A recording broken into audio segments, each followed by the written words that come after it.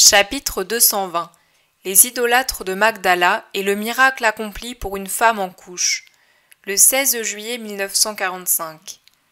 Ascalon et ses cultures maraîchères ne sont plus qu'un souvenir.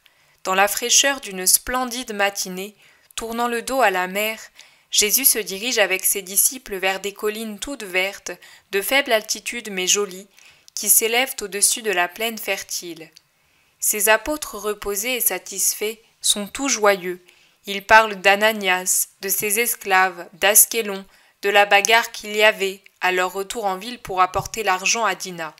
« J'étais destiné, dit Thomas, à subir l'étreinte des Philistins. La haine et l'amour se manifestent, si l'on veut, de la même façon, et moi qui n'avais pas souffert de leur haine, je n'ai pas été loin d'être blessé par leur amour. Pour un peu, ces gens que le miracle avait exaltés allaient nous mettre en prison pour nous faire dire où était le maître. Et quel chahut, n'est-ce pas, Jean? La ville bouillonnait comme un chaudron. Ceux qui étaient fâchés ne voulaient pas entendre raison et voulaient rechercher les Juifs pour les rosser. Ceux qui avaient profité du miracle et leurs amis voulaient persuader les premiers qu'un Dieu était passé. Quelle confusion! Ils ont de quoi discuter pendant des mois. L'ennui est qu'ils discutent plus avec des bâtons qu'avec leur langue. Eh bien, ils sont entre eux, qu'ils fassent ce qu'ils veulent. Pourtant, ils ne sont pas méchants, fait remarquer Jean. Non, ils sont seulement aveuglés par bien de choses, répond Simon le Zélote. Jésus garde le silence pendant un bon bout de chemin, puis il dit « Moi je vais dans ce hameau sur la colline. Quant à vous, continuez vers Azoto. Faites attention, soyez courtois, doux, patients. Même s'il vous ridiculise, supportez-le paisiblement, comme Matthieu hier, et Dieu vous viendra en aide. Sortez au crépuscule et allez près de l'étang qui se trouve aux environs d'Azoto. Nous nous retrouverons là. Mais Seigneur, je ne vais pas te laisser aller seul, ces gens-là sont violents, c'est imprudent, s'exclame Judas. N'ayez pas peur pour moi. Va, Judas, va, et sois prudent, toi. Adieu, que la paix soit avec vous.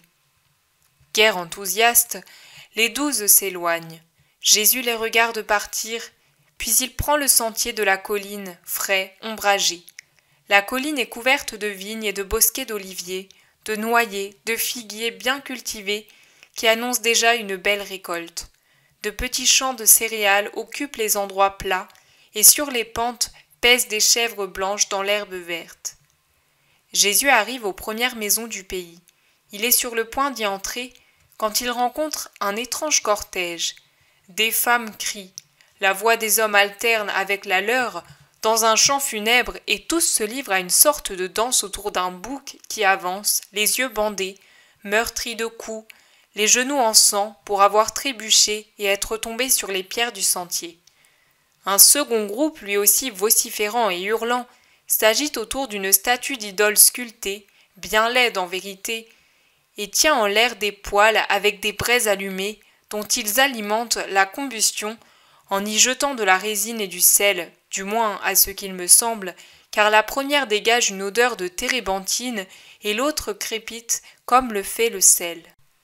Un dernier groupe entoure un santon devant lequel ils s'inclinent en criant « Homme, par ta force !» Femme, toi seul le peux. Homme, supplie le Dieu. Femme, enlève le sortilège. Commande à la matrice, sauve la femme. Et tous ensemble, en un hurlement infernal, mort à la magicienne. Et de nouveau avec une variante, par ta force, toi seul le peux. Ordonne au Dieu qu'il fasse voir. Ordonne au bouc qu'il montre la magicienne. Puis, avec des cris de damné, qu'il hait la maison de Phara. Jésus arrête un homme du dernier groupe et lui demande doucement « Qu'est-ce qu'il se passe? Je suis étranger. » Comme la procession s'est arrêtée un moment pour frapper le bouc, jeter de la résine sur les braises et reprendre haleine, l'homme explique « L'épouse de Phara, le grand homme de Magdala, est en train de mourir en couche. C'est une femme qui la hait qui lui a jeté un sort. Ses entrailles se sont nouées et l'enfant ne peut naître. Nous recherchons la magicienne pour la tuer. C'est seulement comme cela que l'épouse de Phara sera sauve, et si nous ne trouvons pas la magicienne, nous sacrifierons le bouc pour obtenir la plus grande pitié de la déesse matrice. Je comprends alors que cette horreur de poupée est une déesse. Arrêtez-vous, dit Jésus à l'homme et à deux autres qui se sont approchés. Je suis capable de guérir la femme et de sauver le garçon. Dites-le au prêtre. Tu es médecin? Plus que cela. Les trois hommes fendent la foule et s'avancent vers le prêtre idolâtre. Ils lui parlent. La rumeur se répand, la procession qui avait repris sa marche s'arrête. Le prêtre, que ses oripeaux multicolores rendent imposant, fait signe à Jésus et ordonne. « Jeune homme, viens ici !» Et quand il est près de lui, « Est-ce vrai ce que tu dis?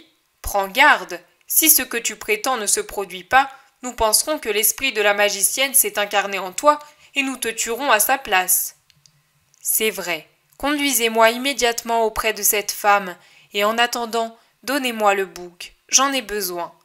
Ôtez-lui son bandeau et amenez-le-moi ici. Ils obéissent.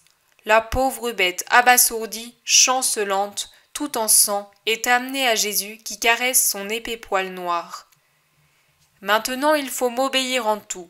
L'acceptez-vous? Oui, crie la foule. Allons, ne criez plus, ne brûlez plus de résine, je vous l'ordonne.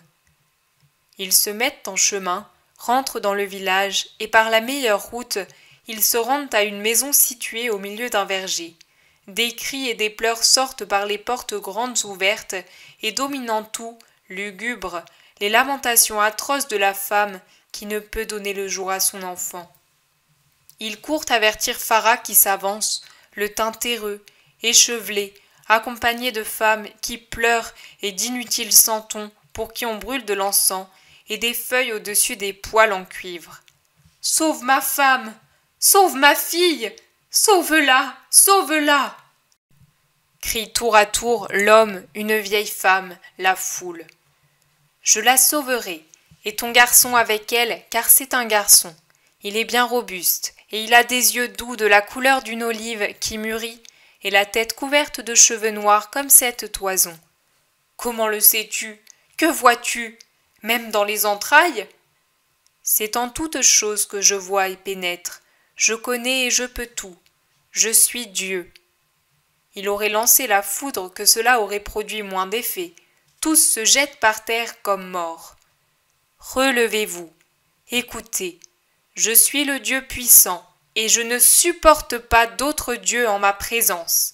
Allumez un feu et jetez-y cette statue. La foule se révolte. Elle commence à douter du Dieu mystérieux qui lui enjoint de brûler la déesse. Les plus enflammés sont les prêtres. Mais Phara et la mère de l'épouse, à qui la vie de la femme tient à cœur, s'opposent à la foule hostile. Comme Phara est le grand homme du village, la foule réfrène son indignation. L'homme interroge néanmoins Jésus. « Comment puis-je croire que tu es un Dieu? Donne-moi une preuve, et j'ordonnerai qu'on fasse ce que tu veux. » Regarde, vois-tu les blessures de ce bouc? Elles sont ouvertes, n'est-ce pas? Sanglantes, n'est-ce pas? La bête est quasi mourante, n'est-ce pas? Eh bien, je veux que cela ne soit pas. Voilà, regarde. L'homme se penche et regarde, il s'écrie. « Mais il n'y a plus de blessures !» Et il se jette par terre en suppliant. « Ma femme! Ma femme !» Mais le prêtre de la procession intervient. « Méfie-toi, Phara, nous ne savons pas qui est cet homme. Crains la vengeance des dieux. » L'homme est pris entre deux peurs. Les dieux, sa femme, il demande. « Qui es-tu » ? Je suis celui qui suis au ciel, sur la terre. Toute force m'est soumise, toute pensée connue. Les habitants du ciel m'adorent, les habitants de l'enfer me craignent. Et ceux qui croient en moi verront s'accomplir toutes sortes de prodiges. Je crois, quel est ton nom? Jésus-Christ, le Seigneur incarné. Jetez cette idole aux flammes, je ne supporte pas de Dieu en ma présence. Éteignez ces encensoirs. Il n'y a que mon feu qui possède puissance et volonté. Obéissez, ou je réduis en cendres votre vaine idole, et je pars sans opérer le salut. Jésus est terrible, dans son vêtement de lin des épaules duquel pend le manteau bleu qui retombe en arrière. Il a le bras levé dans l'attitude du commandement, le visage fulgurant. Ils en ont peur, personne ne parle plus. Le cri de plus en plus épuisé de la femme déchire le silence, mais il hésite à obéir. Le visage de Jésus devient de plus en plus insoutenable à regarder. C'est vraiment un feu qui brûle la matière et les âmes. Les encensoirs sont les premiers à subir sa volonté. Ceux qui les tiennent doivent les jeter parce qu'ils ne peuvent plus en supporter la chaleur. Et pourtant, les charbons paraissent éteints. Puis ce sont ceux qui portent l'idole qui doivent poser à terre le brancard qu'ils portaient sur leurs épaules avec des barres, car le bois se carbonise comme si une flamme mystérieuse le léchait, et à peine arrivé au sol, le brancard de l'idole prend feu. Les gens fuient, terrorisés. Jésus se tourne vers Phara. « Peux-tu donc réellement croire à ma puissance ?»« Je crois, tu es Dieu, tu es le Dieu Jésus. » « Non, je suis le Verbe du Père, de Yahvé d'Israël, venu avec sa chair, son sang, son âme et sa divinité, racheter le monde et lui donner la foi au Dieu véritable, un et trine, qui se tient dans les cieux très hauts. Je viens apporter aide et miséricorde aux hommes, pour qu'ils abandonnent l'erreur et viennent à la vérité, qui est le Dieu unique de Moïse et des prophètes. Peux-tu croire encore ? Je crois. Je suis venu apporter aux hommes la voie, la vérité et la vie, pour abattre les idoles, pour enseigner la sagesse. Le monde obtiendra la rédemption par moi, car je mourrai par amour pour le monde et pour le salut éternel des hommes. Peux-tu croire encore ? Je crois. Je suis venu dire aux hommes que s'ils croient au vrai Dieu, ils auront la vie éternelle dans les cieux, près du Très-Haut qui a créé tous les hommes, les animaux, les plantes et les planètes. Peux-tu croire encore ? Je crois. Jésus n'entre même pas dans la maison. Il tend seulement les bras vers la pièce où souffre la femme, les mains tendues comme à la résurrection de Lazare, et il crie « Sors à la lumière, pour connaître la lumière divine, et sur l'ordre de la lumière qui est Dieu. » C'est un commandement de tonnerre, auquel après un moment, fait écho un cri de triomphe où résonnent une plainte et une joie, puis le cri d'un nouveau-né, faible mais bien distinct, et qui se renforce de plus en plus. Ton fils pleure en saluant la terre. Va le trouver et dis-lui, maintenant et plus tard, que la patrie ce n'est pas la terre mais le ciel. Fais-le grandir, et toi aussi grandis avec lui, pour le ciel. C'est la vérité qui te parle. Cela, et il montre les encensoirs de cuivre, tordus comme des feuilles sèches, qui ne peuvent plus servir à rien et gisent sur le sol, et la cendre qui marque la place du brancard de l'idole. Cela, c'est le mensonge qui n'apporte ni aide ni salut. Adieu. Il est sur le point de partir, mais une femme accourt avec un vigoureux nouveau-né enveloppé dans des langes, et elle crie « C'est un garçon, Phara, beau, robuste, aux yeux noirs foncés comme une olive qui mûrit. Ses cheveux sont plus noirs et plus fins que la toison d'un chevreau sacré. Et ta femme repose, heureuse, elle ne souffre plus, comme s'il n'y avait rien eu. C'est inattendu, alors qu'elle était mourante. Et après ces mots… » Jésus sourit, et comme l'homme lui présente son nouveau-né, il lui touche la tête du bout des doigts.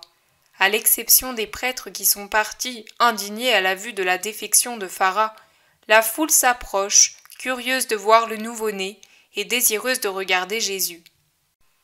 Phara voudrait lui offrir des objets et de l'argent pour le miracle, mais Jésus dit avec douceur et fermeté « Rien, le miracle ne se paie que par la fidélité à Dieu qui l'a accordé. Je garde seulement ce bouc en souvenir de ta ville. » Sur ce, il s'éloigne avec le bouc qui trottine auprès de lui, comme si Jésus était son maître. Il est revenu à la vie, heureux, bêlant, sa joie d'être avec quelqu'un qui ne le frappe pas. Ils descendent ainsi les pentes de la colline pour reprendre la grande route qui conduit à Azoto. Quand vers le soir, près de l'étang ombragé, Jésus voit arriver ses disciples, L'étonnement est réciproque, pour eux de voir Jésus avec ce bouc, et pour lui de voir leur visage déconfit d'hommes qui n'ont pas obtenu de résultat. « C'est un désastre, maître. Ils ne nous ont pas frappés, mais ils nous ont chassés de la ville. Nous avons erré dans la campagne, et en payant bien cher, nous avons pu nous procurer de la nourriture. Et pourtant, nous avons été doux, disent-ils d'un air désolé. Peu importe, à Hébron aussi, ils nous avaient chassés l'an dernier. Pourtant, cette fois, ils nous ont fait honneur, il ne faut pas vous décourager. Et toi, maître, cet animal, demande-t-il. Je suis allé à Magdala. J'ai brûlé une idole et ses encensoirs. J'ai fait naître un garçon. J'ai prêché le vrai Dieu en faisant des miracles, et j'ai emmené avec moi le bouc destiné à un rite idolâtre, à titre de récompense. Pauvre bête, elle n'était qu'une plaie. Mais maintenant il se porte bien, c'est une superbe bête. C'était un animal sacré destiné à l'idole. En bonne santé, oui. Ce fut mon premier miracle pour les convaincre que c'était moi le puissant, et non pas leur morceau de bois. Mais que vas-tu en faire? Je l'amène à Marziam. Un pantin hier, un bouc aujourd'hui, je vais lui faire plaisir. Mais tu veux le prendre avec toi jusqu'à Béther? Certainement. Je ne vois pas ce qu'il y a de déplaisant à le faire. Si je suis le berger, je pourrai avoir un bouc. Puis nous le donnerons aux femmes, et elles iront ainsi en Galilée. Nous trouverons une chevrette. Simon, tu deviendras berger de chèvres. Il vaudrait mieux des brebis, mais dans le monde, il y a plus de boucs que d'agneaux. C'est un symbole, mon Pierre. Rappelle-toi cela. Par ton sacrifice, tu feras en sorte que les boucs deviennent des agneaux. Venez, rejoignons ce village parmi les vergers. Nous trouverons à nous loger soit dans les maisons, soit sur les gerbes qui sont déjà liées dans les champs, et demain, nous irons à Jabnia. Les apôtres sont étonnés, peinés, découragés, étonnés par les miracles, affligés de ne pas y avoir assisté, découragés par leur incapacité alors que Jésus peut tout.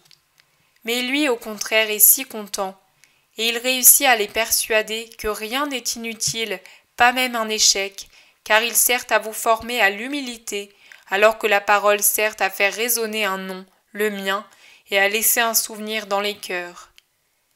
Et il est si convaincant, sa joie est si lumineuse, qu'ils retrouvent eux aussi la sérénité.